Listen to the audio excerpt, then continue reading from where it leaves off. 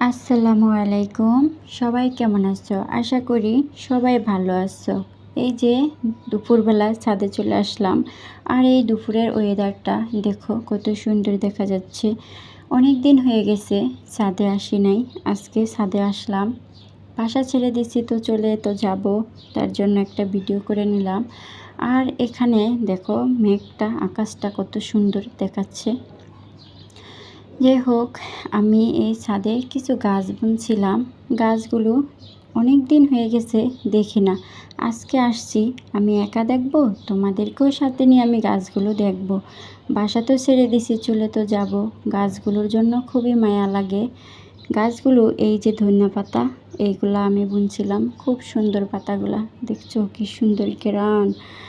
আর এখানে কিছু যে পাথর চুনা পাতা আছে না, ওগুলা বুনছিলাম।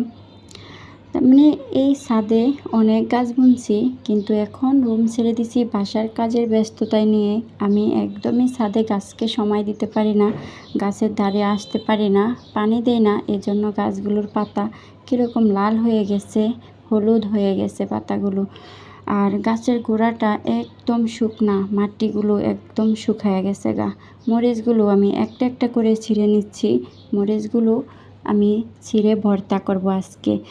আর এই যে গাছে অনেক মরিচ ধরছে, কিন্তু যদি পানি দিতাম আসতে পারতাম তাহলে আরও সুন্দর হতো। গাছগুলো একদম সবুজ পাতা হয়ে থাকতো, কিন্তু এখন পাতাগুলো হলুদ হয়ে গেছে। গাছগুলোর জন্য খুব মায়া লাগে। গাছগুলো না আমি আজকে কতটা বছরে বাড়িতে আসি, গাছগুলোকে খুব যত্ন করছি, গাছে পানি দিয়েছি।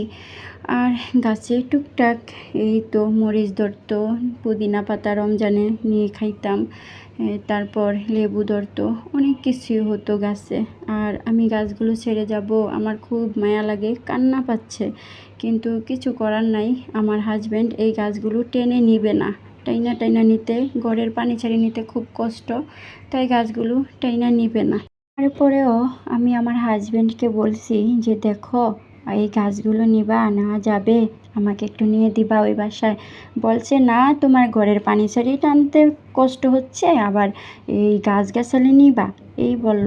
পরে বাসায় আসলাম, এই তো আমি বাটি কুটি কিছু ধুবো, ওগুলার ভিতরে কিছু এগুলা ছিল সুজির ডাল, এগুলো আমি এই রোদে দিব ছাদে। আর এই ধুইছি, তারপরে ছাদে আবার আসলাম, এগুলো রোদে দিয়ে গেছি অফ ক্যামেরায়। তো এই সুজিগুলো দেখতে আসছি রোদে কেমন হচ্ছে। আর কিছু কাপড় ধুয়েছি ক্যামেরা বন্দিতে। আর এই কাপড়গুলো এই যে ছাদে আসছি লাইরা দেওয়ার জন্য। জানালার পর্দা, আরও অনেক কাপড় চোপড়, অনেক কিছুই হয়। রুম ছেড়ে দিলে তো জানোই তোমরা, কত জায়গা থেকে খুঁটটা খুঁটটা কত কাজ বের হয়, সব কাজ কাম করা লাগে একা আমি।